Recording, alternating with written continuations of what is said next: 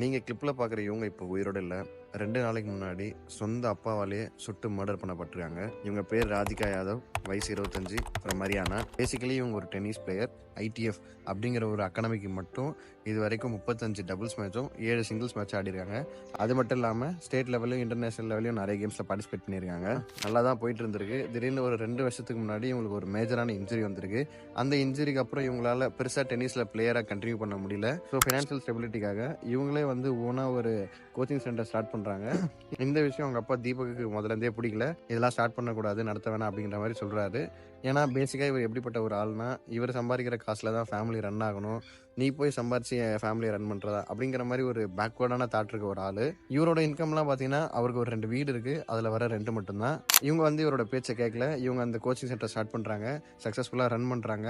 ஒரு கட்டத்தில் இவரை விட அதிகமாக சம்பாதிக்கவும் ஸ்டார்ட் பண்ணுறாங்க. And that is where ego starts. இது அவருக்கு ஒரு வெறுப்பை ஏற்படுத்தி இவர்கிட்ட ஒரு லைசன்ஸ்டு கன் இருந்திருக்கு. அதை கொண்டு போயிட்டு கோச்சிங் சென்டரில் இன்றைக்கே இதை டெஸ்ட்ராய் பண்ணுறேன் அப்படிங்கிற மாதிரிலாம் நிறைய த்ரெட்டன் பண்ணியிருக்காரு. இந்த மாதிரி பிரச்சனையே போயிட்டு இருந்திருக்கு. இந்த சமயத்தில் தான் ஒரு 3 நாளுக்கு முன்னாடி ராதிகா கிச்சனில் குக் பண்ணிருக்கும் போது பின்னாடி இருந்து ஷூட் பண்ணியிருக்காரு. அதுவும் 3 தடவை ஷூட் பண்ணிட்டு கன்னை அங்கேயே போட்டு எஸ்கேப் ஆயிட்டாங்க. சத்தம் கேட்டு வந்த நெய்பர்ஸ் அவங்களை அங்கேருந்து காப்பாற்றி ஹாஸ்பிட்டல் அட்மிட் பண்ணுறாங்க. But it's too late. அவங்க ஆல்ரெடி இறந்தும் போயிட்டாங்க.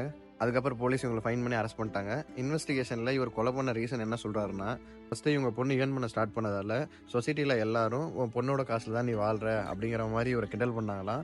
அது இவருக்கு ஒரு ப்ரெஸ்டீஜ் ப்ராப்ளத்தை கிரியேட் பண்ணுச்சு. அது இவருக்கு சுத்தமாக பிடிக்கலையா. செகண்ட் வந்து இவங்க நிறைய சோஷியல் மீடியா யூஸ் பண்ணி அதில் கான்டென்ட்ஸ் போஸ்ட் பண்ணி கொலாபரேட்லாம் பண்ணி ஏர்ன் பண்ண ஸ்டார்ட் பண்ணிடுறாங்க. அதுலேயும் இவங்களுக்கு மணி வந்திருக்கு.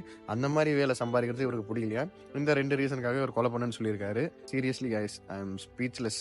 I have only one question to ask. How the guy called father can do this to his daughter? Seriously. May her soul rest in peace. இந்த இன்சிடென்ட் பற்றின தாட்ஸை கமெண்ட்டில் சொல்லிட்டு போங்க. அடுத்த வீடியோவில் பார்க்கலாம். பை.